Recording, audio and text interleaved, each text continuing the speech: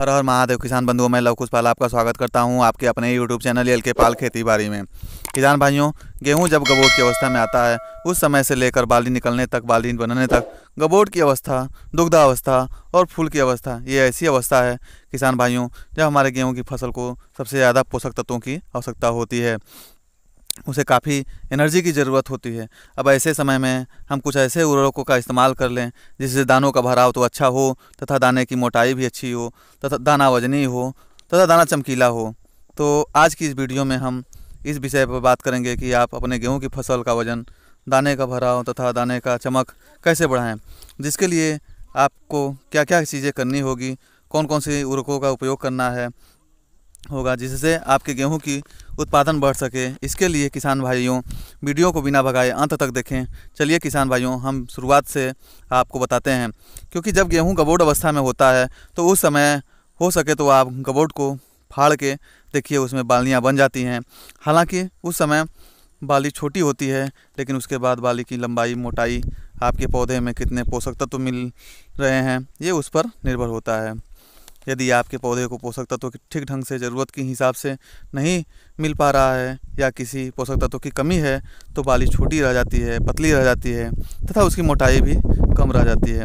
अब ऐसे समय में फसल की इस प्रक्रिया में आवश्यक है पोषक तत्वों का होना। यदि आपके गेहूं में इस समय पर पोषक तत्वों की पूर्ति नहीं हो पाती है तो बालियां अच्छी नहीं बनेंगी, बालियां पतली रह जाएंगी, दाना का भराव अच्छा नहीं हो पाएगा, दाना पतला सिकुड़ा रह जाएगा। तो किसान भाइयों, ये ऐसा टाइम है जिस टाइम पर आपको कुछ ऐसे पोषक तत्व देना ज़रूरी है जिससे आप अपनी गेहूँ की फसल से अच्छी पैदावार ले सकें। अब इसमें आपके पौधे में कोई नई शाखाएँ तो आनी नहीं है, तो जो हैं उसी में जितने अच्छे से दाना भराव होगा, दाना वजनी होगा, उतना ही पैदावार अच्छा होगा। तो आपको यहाँ पर जो चीज़ें बताएंगे उनको ध्यानपूर्वक देखना और समझना है और इन चीज़ों को अपनाना है। पहली चीज़ किसान भाइयों, अपनी फसल में देखना है कि किस पोषक तत्व की कमी है, उन पोषक तत्वों की पूर्ति करनी है। इस टाइम पर अक्सर फास्फोरस, पोटास और यदि नाइट्रोजन की कमी हो तो इन चीज़ों की पूर्ति करें।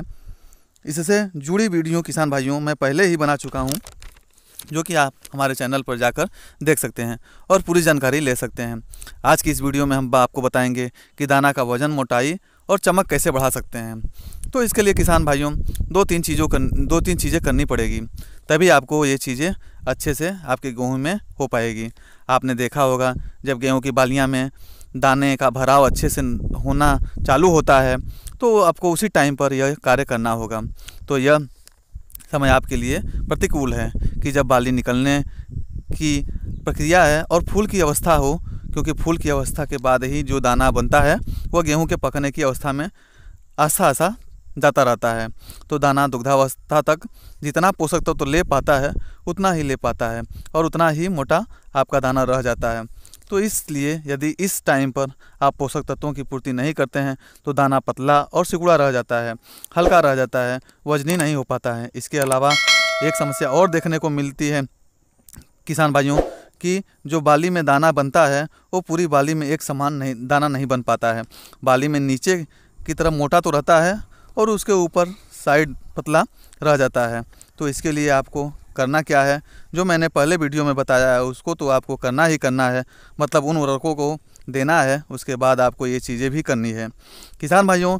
या तो आप 05234 का प्रयोग करें या फिर आप 0050 का प्रयोग करें। यदि आपके खेत में फास्फोरस की पूर्ति है, आपने पहले अच्छे से प्रयोग कर लिया है, तो आपको 0050 लेना ज़्यादा फायदेमंद होगा। वैसे आप 05234 दें। 05234 से क्या होगा, दुग्धावस्था में फास्फोरस और पोटास की आवश्यकता होती है, तो ये दोनों चीज़ें 05234 में मौजूद हैं और आपके फसल को दोनों पोषक तत्वों की पूर्ति हो जाएगी। बाकी यदि आपने इन पोषक तत्वों को पहले दे दिया है तब आपको 0050 देना है। इससे आपके दाने मोटे होंगे, दाना चमकदार होगा और अच्छे क्वालिटी का होगा। और इस समय पर प्रकाश संश्लेषण की जो क्रिया होती है उसमें भी यह काफ़ी सहायक होता है, जिससे पौधे का जो भोजन बनाने की प्रक्रिया होती है वह भी बेहतर होता है। और साथ में किसान भाइयों आपको बोरान ज़रूर मिलाना है। 20% वाली जो बोरान होता है उसकी 100 से 150 ग्राम मात्रा मिलाकर स्प्रे कर दें, जिससे प्रकाश संश्लेषण की क्रिया और भी बेहतर तरीके से हो और बोरान का जो काम है वो पौधों को पोषक तत्वों की अच्छे से पूर्ति करता है और परागण की क्रिया को काफ़ी अच्छे से करता है, जिससे आपके दाने मोटे होते हैं, आपके दाने वजनी और दाने चमकदार होंगे।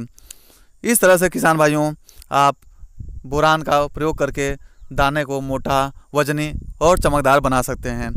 ये रही पूरी जानकारी कि किसान भाइयों आपको क्या करना है, क्या नहीं करना है, जिससे कि आपका दाना मोटा और वजनी चमकदार हो, जिससे कि उत्पादन में वृद्धि हो। मैं आशा करता हूँ वीडियो आपको पसंद आएगी। वीडियो पसंद आए तो वीडियो को लाइक करिए, दूसरे किसान भाइयों के पास शेयर करिए, ताकि वो भी इस जानकारी से अवगत हो और उसका लाभ ले सकें।